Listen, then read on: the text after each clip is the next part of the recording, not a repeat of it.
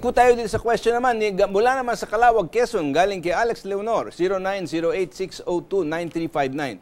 Kahit anong paliwanag ni Ginoong Gunigundo, napakahirap maunawaan na ang rason na gagawing pautang, kaya kung pwede, wag na lang sana tayong magpautang. Alam mo nyo, balik na naman tayo dito na, alam ko na medyo komplikado po ang konsepto, no? Pero kailangan din makita natin na ang Pilipinas po ay hindi bansa na nakikialam lang sa kanyang sarili. Bakit tayo, we want also goodwill from the IMF? Bakit? Pagka tayo nangangailangan sa kanila, tayo tumatakbo eh. 40 taon tayong nakikinabang sa IMF. Humihingi tayo ng tulong. Ngayon lang tayo makakapagbuelta para tumulong ng kaunti. Eh, hindi naman po itong halagang ito, parang napakalaki sa pangkaraniwang tao, $1 billion, eh, hindi mo na maimahin yun, no?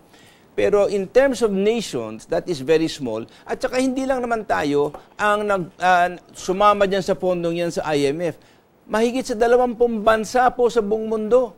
Maski na yung mga European nations mismo, sumama dito at nag-contribute na sila ng malalaking halaga dito doon sa pondo na tinatayo ng IMF para makatulong doon sa mga distressed nations, even developed and low-income nations.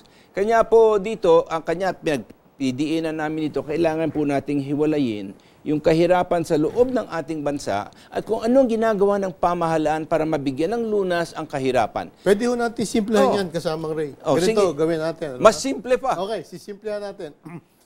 Ako kunwari ang gobyerno, okay? Sabi ko sa iyo, ikaw ang central bank, okay? Ako ay merong mga gagawin. Ito ay importante na mapaunlad ko ang kabuhayan ng ating bansa.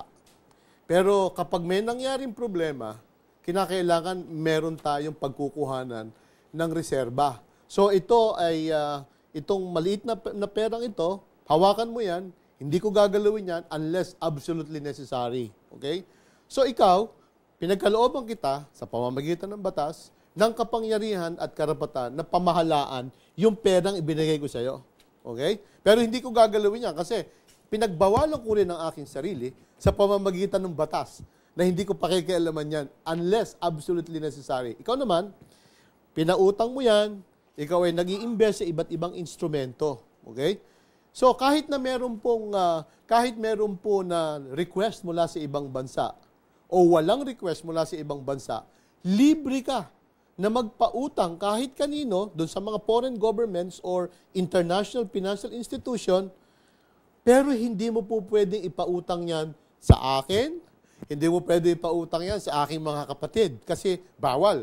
Dahil pag pinautang mo sa akin at nangailangan ako ng talaga, wala ka nang pupunta. Wala akong pupuntahan dahil ipinagkaloob ko nga sa iyo yon. Ganun po yung situation. Ngayon, doon naman sa pagpapautang mo sa IMF, sinabi natin, ikaw ay tutulong para yung Europa, sa Europa, yung kapitbahay natin, nasusunugan sila. Okay? Ngayon, para hindi umabot sa atin ng apoy, tulungan natin sila. Magbuhos na rin tayo ng tubig doon kaysa sa umabot sa atin. Kasi kung aabot sa atin, baka mas malaki ang perwisyo, mas malaki ang damage. Ganun lang po ang sitwasyon niyan. At saka tingnan ninyo, babasahin ko sa inyo, ito ilan sa mga bansa po na tumutulong dito at magkano kanilang binigay. Belgium, 13.2 billion. Brazil, 10 billion. Britain or UK, 15 billion. China, 43 billion. France, 41.4 billion. Germany, 54.7 billion. India, 10 billion. Italy, 31 billion. Japan, 60 billion. Mexico, 10 billion. Netherlands, 18 billion. Russia, 10 billion. Saudi Arabia, 15 billion. Spain, 19.6 billion. Sweden, 10 billion. Switzerland, 10 billion. Singapore, I think, pledged 5 billion. South Africa, 4 billion. South Africa, 2 billion. South Korea, 15 billion. Abay, yung atin, 1 billion. Kaya hindi naman sasabihin yung nagyabang ang Pilipinas dito. At sino naman ang pagyayabangan natin?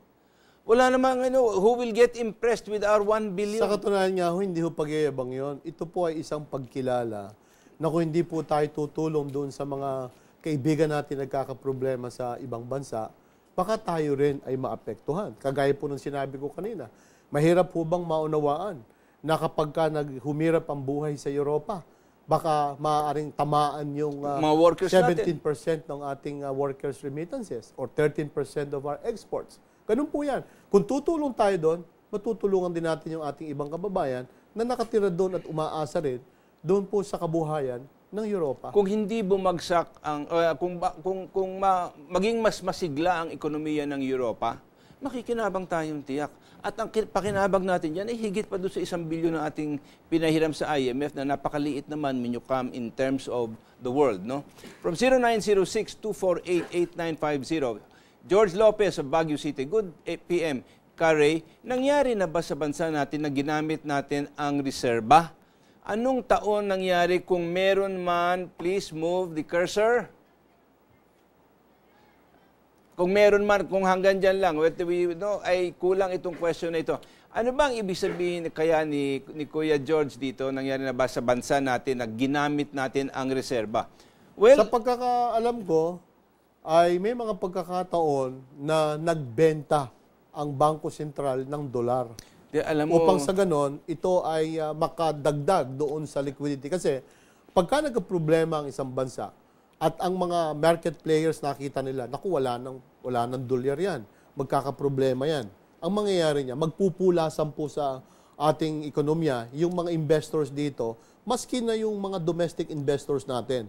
Ngayon, dahil sa 76 na bilyon ang ating pera, kahit na noong global financial crisis, more than 10 months, 9 months of imports of goods and services, matibay tayo. Matibay po at hindi nagpulasa ng ating mga investors sa Pilipinas. Alam mo, Kadiwa, marahil hindi na naaalala ng maraming tao dito sa Pilipinas, pero tao na ako noong nangyari yun. Na dumating sa punto na ang Bangko Sentral walang dolyar. Bakit? Naubos po sa katutustos sa mga imports at pagbabayad ng utang. 1970. 1970 nangyari yan at kabahagi ako ng sinubukan naming ayusin katulong ako ng Central Bank na ginawa yan. Alam po ninyo, yun, naubos. At saka sa profligacy ng Marcos administration, yung kanilang mga ayup. As a matter of fact, dumating sa punto dyan, na nagkaroon pa nga ng malaking skandalo dyan, na ang Bangko Sentral naging kasapi ng administrasyon, pinulsify ang international reserves ng bansang ito. Hindi na tayo magbabanggit pa ano pang mga pangalan, kung sino mga responsable doon. Dahil sa matinding kahirapan. Kaya nga po, ngayon lang nangyari. Independent ang Bangko dapat Sentral. ang Bangko Sentral kailangan independent. Hindi pwedeng utos-utusan ng pamahalaan. Sapagkat ang pamahalaan is politically motivated. Ang main concern ng ating central bank is stability and price stability. Yan at saka para hindi tayo maging subject to a terrible amount of inflation. This is why the central bank at some point in time can stop the government from issuing even peso notes or obligations. Kasi kung sobrang-sobra na po ang pagtaas ng ating money supply. So from 0919-395-7293, Benventura of Mountain Province. Media also impacts much on knowledge accumulation. For you, Mr. Rosa, you're having your audience think, kaya nagkaroon ng interchange. I'm not sure what you mean by that, kapatid. Pero alam po ninyo, magagalit ha, sana mga media. I have learned to become cynical about what you read in the newspapers or what you hear on the radio and sometimes on television. That's the purpose of this program. Para magkaroon kayo ng ibang punto de vista sapagkat madalas, manipulated ang data na dumadating sa inyo. Merong punto de vista ang gustong itulak ito o merong tumatakbo sa eleksyon, merong gusto magpa-pogi points. So yung mga press release parang nagiging news feeds. So hindi ko na pakokomentaryuhin doon si Kadiwa kasi dapat above the fray sila eh. From 0926-624-2769. Time pala ni CGMA nang nabayaran ng utang sa IMF. Pero si Pinoy ang nakikinabang. Ang swerte ni Pinoy talaga. What Pinoy wants, Pinoy gets. Well, that's a political comment, but it is true that the growth rate at 2010 was over 8% sa ating GNP. In the first year of Pinoy, it was about a little over 4%. Now, it's going to be about 6 or something percent, or they're trying to put up a figure that's higher than that. I really don't know where they got that figure. But they have not even reached the point of the growth in 2010. So, dyan po, yan, that's history, that's fact. Hindi sa pinupulaan ko ang isa o ganito, pero yan po ang katotohanan. We were left with a very, very strong financial position, especially in the central bank by way of reserves. Not that the central bank did anything about it that's good at hindi. Kumita ang Pilipino sa labas eh. Katakot-takot po ang perang pumasok which solved our balance of payments or trade balance problem. Kanya ngayon, from the earnings from overseas workers, tumaas ngayon ang ating reserves. 0916-484-8276. Ilang porsyento po ang ipapatong ng IMF sa pera natin? Kapag ho nagsimula na mag-drawdown ng IMF and they have 2 years extendable to another year upang umutang sa atin, yan po ay kikita ng tinatawag nating SDR rate. Ang SDR rate po is Special Drawing Rights Rate, which changes every week. Itong huli namin na monitor is 0.12. 0.12%. Ngayon, saan po namin kukunin kung sakali na mangungutang na at magdo-drawdown na ang IMF? Kukunin po namin yun. Halimbawa, doon po sa instrumento na binili namin dati, kunwari na Japanese bonds o kaya Euro bonds. Halos pareho din po yung tubo 0.11, 0.10%. So, bali, ang nangyayari po, kinuha natin sa isang bulsa, ilagay natin sa isang bulsa, pareho pa rin $1 billion ang ating kinuha dito, ipinautang dito sa kabilang bulsa. Pero halos pareho lang ang interest. But, yung pong IMF, sinabi natin kanina, mas mahusay ang kanyang credit rating kung ikukumpara doon sa ilang bansa na nagkakaproblema. Pangalawa, pag ginawa po natin yon, kamukha ng sinasabi ko kanina, tinutulungan din po natin ang ating mga sarili. Ayan. Ito nga sa question ng 0927-489-5632. Paano naman kung di makabayad yung IMF on due date sa pautang? Hindi po pwede po yan kasi 188 member countries, malaki po ang pera ng IMF at alam po natin, kapag sila'y nagpautang sa Europa, hindi po ibibigay yung pera. Yan po ay meron tinatawag na adjustment program. Upang sa ganon, makasiguro na magkakaroon ng pagbabago doon po sa mga bansa sa Europa nagkakaproblema, magaganda ang kanilang kabuhayan, mababayaran din po yung kanilang pinagkakautangan, pati na yung IMF. At pag nabayaran, mababayaran din po tayo. Siguro pwede natin sabihin, Kadiwa, na wala nang mas matibay pa sa IMF from the standpoint na magbabayad ba o hindi. Tama po yun. Wala kayong makikitang iba pa na mas matibay. Di ba? Aha. So, wag po kayong mag-alala na meron tayong malaking kapinsalaan at baka hindi magbayad. Alright, 0919-395-7293. Dito, tutol ako dito kasi tinatawag mong beggar nation ang Pilipinas. If a beggar nation like the Philippines will lend to IMF, then why not lend all what we have and borrow what we need from the IMF? Pagka dumating po sa punto siguro, Kadiwa, na nangailangan tayo, we are open to borrow. Pwede naman kung kinakailangan. Pero ang amin po pagnanais sa Bangko Sentral, sa aming pagtulong sa pagpapatatag ng ating kabuhayan, pagpapataas ng ating reserba, ano man ang mangyari, kailan po ay hindi po tayo uutang sa panlabas as far as the BSP is concerned. At nais po natin na patuloy na mapatatag ang ating kabuhayan upang maiwasan natin na bumalik tayo sa dating gawi. Totoo po na may utang pa rin ang ating pamahalaan, totoo po na may utang pa rin ang ating pribadong sektor.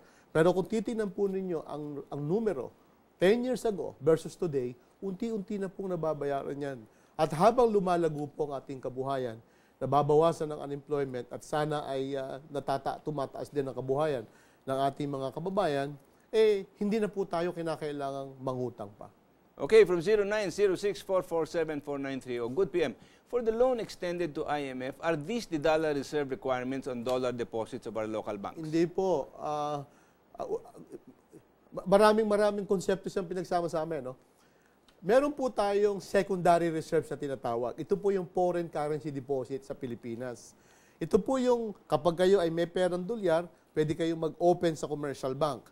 Ito po ay idinideposito natin sa mga commercial bank. Yang kabuuan po na yan, $30 billion. Kaya po sinabi namin, secondary reserve. Aside from the 76 billion, kapag nangailangan po ang ating bansa, meron naman na another $30 billion na pag-aari, 97% pag-aari ng mga residente dito po sa Pilipinas. Kaya kung nagka-problema tayo, unang-una, yan muna gagamitin bibili ka ng dolyar sa mga commercial banks. Pag naubos na yon at talagang huminto ang pagpasok ng pera ng dolyar sa Pilipinas, saka natin gagamitin ang ating dollar reserves. Ay, pagka dumating sa ganung panahon, gumuho na ang buong mundo. So, sa madaling sabi po, yung 76 billion, hindi po pag-aari yan ng mga commercial bank. Ito'y pag-aari po ng pamahalaan, ito'y pag-aari po ng Bangko Sentral. Okay, from 0929-667-2390, is IMF the only source of funding for financially troubled countries in Europe? Hindi po. Nagtayo po sila doon at ito ay magiging operational 1 or 2 weeks from now, yung tinatawag na ESM or Economic Economic Stability Mechanism. Ano po ito? Ito po ay nag-contribute po muli yung iba't ibang Yung bansa. binasa ko sa inyong maraming bansa. Iba yun. Iba pa Yan yun. yung sa IMF. Sa IMF yun. Yan sa IMF. Sila rin ay meron sariling pondo doon na maaari nilang gamitin. Pero gaya po na sinabi ko kanina, alam po nyo, ang pangangailangan ng iba't ibang bansa doon ay mahigit sa $1 trillion. Sa IMF po, 456 billion.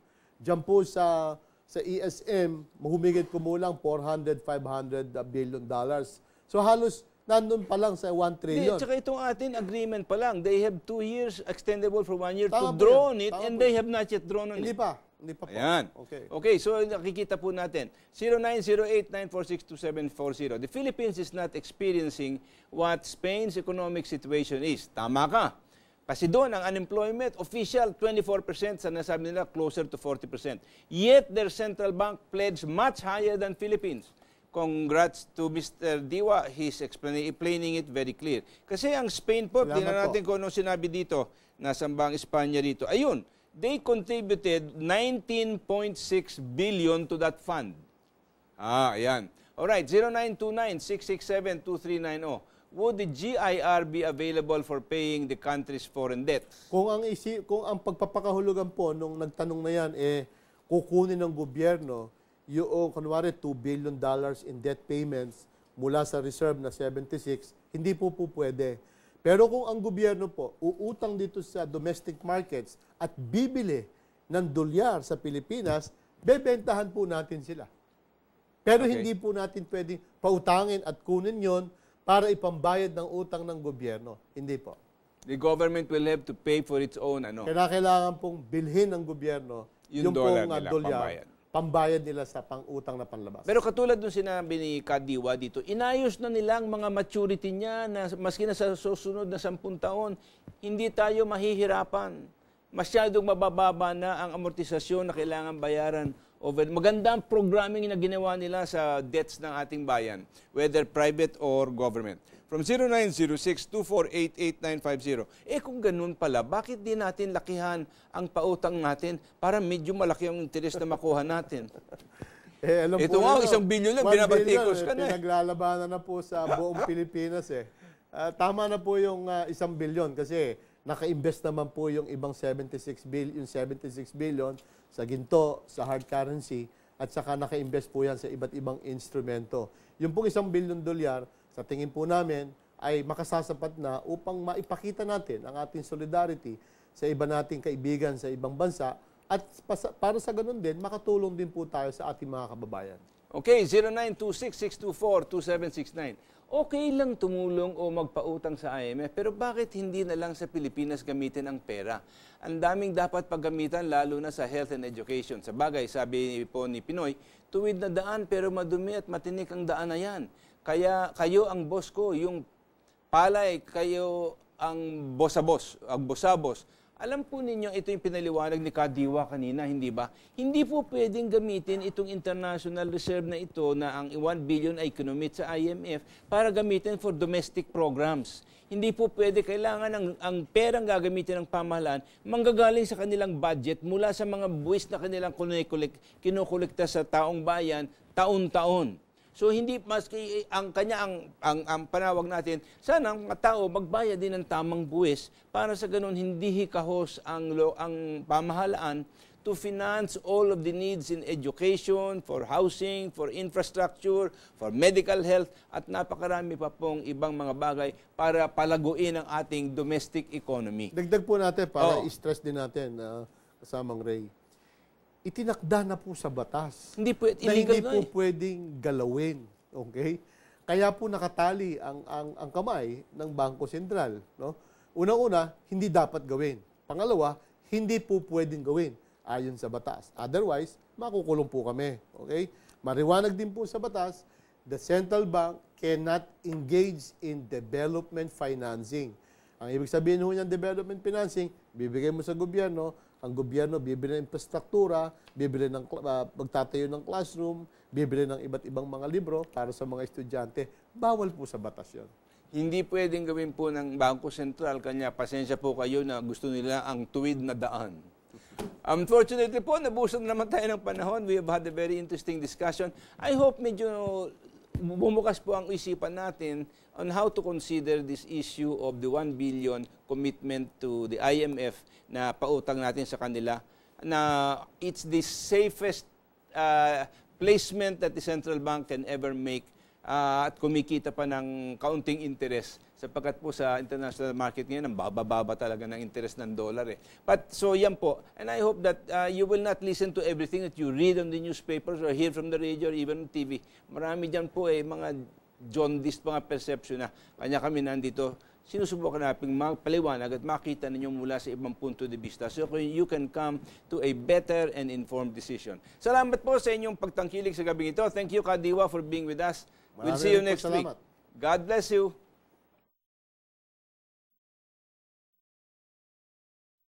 Huling ka ng aso. Lahat ng tinanos. Hindi nire-release naman ng pork barrel mo. So useless naman. Yung patay, papabigyan ko ng 5,000 from my... So, Marami hindi ko na nagsasabi na Hindi.